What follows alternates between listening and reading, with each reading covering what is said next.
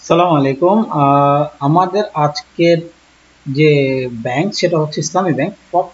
সবার আগে যে ফ্যাক্টরটা নিয়ে আলোচনা করবো সেটা হচ্ছে এই ব্যাংকের এখন পর্যন্ত আসলে ফ্লোর প্রাইস উঠানো হয়নি। সো আমার যে আলোচনা সেটা হচ্ছে ফ্লোর প্রাইসের বাইরে কালকের দিন, আগামীকালকেও যদি ফ্লোর প্রাইস উঠে তাহলে সেক্ষেত্রে আমরা ধারণা করতে পারি, জাস্ট এটা আমার ধারণা, আমি জানি না বাস্তবতা কি, প্রাইস এটার নিচে ট্রেড করতে পারে।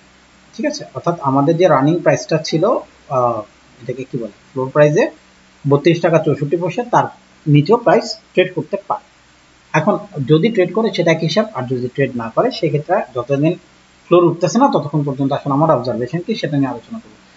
সেক্ষেত্রে আমাদের এখন দেখতে পাচ্ছি প্রাইস এই যে লাস্ট হাইটা ছিল সেটাকে সে ভেঙেছে, যদিও 2013 সালের আগে অনেক উপর পর্যন্ত আমাদের প্রাইস আছে। আমার যেটুকু মনে পড়ে সেটা 400 সামথিং। ঠিক আছে, যাই হোক, আমার পুরো মনে নেই এটার লাস্ট প্রাইস কত, 400 প্লাস এটুকু আমার মনে আছে। সো আমরা এখন যেটা নিয়ে আলোচনা করতে যাচ্ছি সেটা হচ্ছে রিসেন্ট রানিং টাইমে আমরা যেটা দেখতে পাচ্ছি সেটা হচ্ছে প্রাইস যখন এটাকে ব্রেক করে ফেলেছে। সো আমাদের এখন বর্তায় যে আমি এই হাই থেকে এলো, যেহেতু এটা নিচে যাওয়ার কোনো পসিবিলিটি এই মুহূর্ত পর্যন্ত নাই, সেক্ষেত্রে আমি এটার ফিবোটা নেব। ফিবো হচ্ছে এইখান থেকে নেব, এখান থেকে এটু পর্যন্ত আমি ফিবোটা নেব, লাস্ট হাই পর্যন্ত। উইকলিতে যাব, উইকলিতে গিয়ে আমরা একটু আলোচনা করবো আসলে উইকলি আমাদেরকে কি দেখাতে চাচ্ছে। আমি যখন দেখতে পাচ্ছি প্রাইস যখন উপরের দিকে যাচ্ছিল তখন এখান থেকে 47 টাকা 31 পয়সার যে লেভেল সেখান থেকে প্রাইস ড্রপ করেছে, ড্রপ করে সে আবার উপরের দিকে গিয়েছে। তো আমি প্রিভিয়াস যা হয়েছে ওগুলো নিয়ে কোনো আলোচনা করছি না, এই মুহূর্তে আমাদের মোস্ট প্রাইস যেটা সেটা নিয়ে আমরা আলোচনা করতে চাচ্ছি। প্রাইস আমাদের উইকলি এর বেসিসে আজকে তারিখ হচ্ছে 7 তারিখ। 7 তারিখে প্রাইস অলরেডি এইটুকু পর্যন্ত রিট্রেস করেছে। প্রথমে প্রাইস ড্রপ করেছে রবিবার দিন, দেন আমাদের আজকে হচ্ছে মঙ্গলবার, সেক্ষেত্রে প্রাইস এইটুকু পর্যন্ত রিট্রেস করে উপরের দিকে গিয়েছে। সো আমি এখনো জানি না প্রাইস এটাকে ড্রপ আপ করে উপরের দিকেও যেতে পারে। এটা 3850 এর লেভেল, 50 এর নিচে আমি অবশ্যই 61 পর্যন্ত প্রাইসকে অ্যাটলিস্ট রিট্রেসের জন্য ওয়েট করব। এটা হচ্ছে আমার পার্সোনাল ওপিনিয়ন। আমি আরো সামনের দিকে গিয়ে ডেলিতে গেলে বলছি ব্যাপারগুলো নিয়ে। সো আমরা দেখতে পাচ্ছি প্রাইস এখান থেকে একদম একটা 90 ডিগ্রি অ্যাঙ্গেলে মুভ করেছে। সো প্রাইস এইটুকু পর্যন্ত রিট্রেস করতে পারে আমি আশা করছি, যেখান থেকে সে ব্রেক আপ করেছিল, অর্থাৎ 4731 এর যে লেভেল সেটার উপরে গিয়ে সে যখন ট্রেড করেছে, তার মানে সে এখানে কোনো না কোনো সময় আসলে দেখেন 1 2 3 4 4 সপ্তাহ সে এখানে যেহেতু স্টে করেছে, সেটা একটা বিশাল সাপোর্ট হিসেবে কাজ করবে পরবর্তী মার্কেটের জন্য। আমরা জাস্ট প্রাইসগুলোকে নিয়ে রাখি, ফিবোটাকে আমি ডিলিট করে দেবো, আমার 4738 এর লেভেল এবং 4084 এর যে লেভেল সে দুটোকে রেখে আমি বাকিটুকু ডিলিট করে দেবো, দিলাম। যাবো ডেলিতে, আমরা প্রাইস মুভমেন্টের দিকে একটু চোখ দেবো। প্রাইস আমাদেরকে কিভাবে মুভমেন্ট করেছে সেটা নিয়ে একটু আলোচনা করি। 47 থেকে প্রাইস আমাদের অগাস্টের 4 তারিখ মেবি, এটা আমি একটু ডেটটা দেখে নেবো। আমি যেহেতু এই জায়গাটাকে আসলে most of the time ignore করি, অর্থাৎ 4 এর যে লেভেলটা, অগাস্টের 4 তারিখের পরে যে মুভগুলো হয় সেগুলো নিয়ে আমি আসলে অনেক বেশি হাইপার থাকি না বা করি না। এটা আমাদের এই উইকের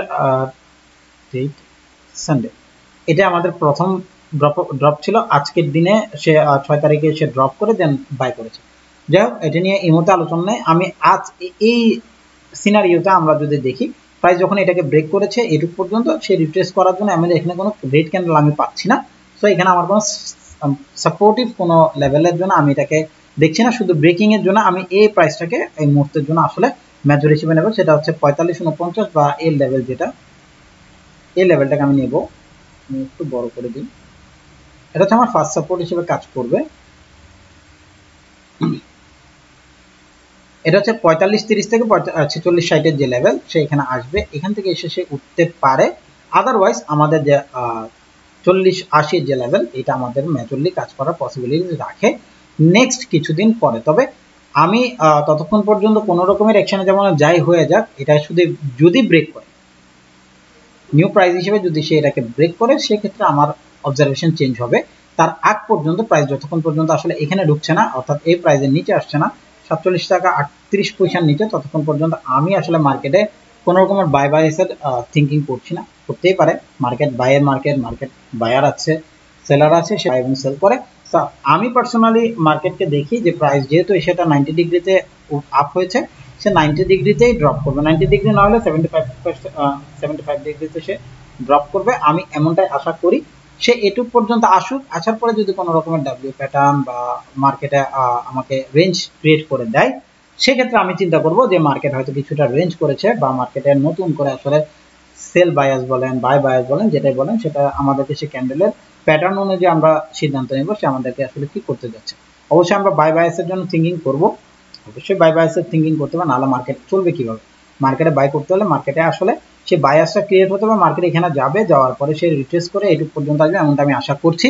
পরবর্তী যদি আমার কাছে সেরকম কোনো আসলে ইনফরমেশন থাকে বা মার্কেটে আমার কোনো অবজারভেশন থাকে আমি অবশ্যই আপনাদের সাথে শেয়ার করবো আমার টেলিগ্রাম চ্যানেলে। আপনারা যদি যেতে চান লিঙ্ক দেওয়া আছে ডেসক্রিপশনে, অবশ্যই আপনারা দেখে নেবেন এবং অনেকগুলো আরো ভিডিও পাবলিশ করা হয়েছে এবং আমরা চেষ্টা করি প্রত্যেকদিন নতুন নতুন ভিডিওগুলো অর্থাৎ ডিএসসির যে ইন্ডেক্সটা আছে সেটা নিয়ে আলোচনা করবার জন্য পরবর্তী দিনে।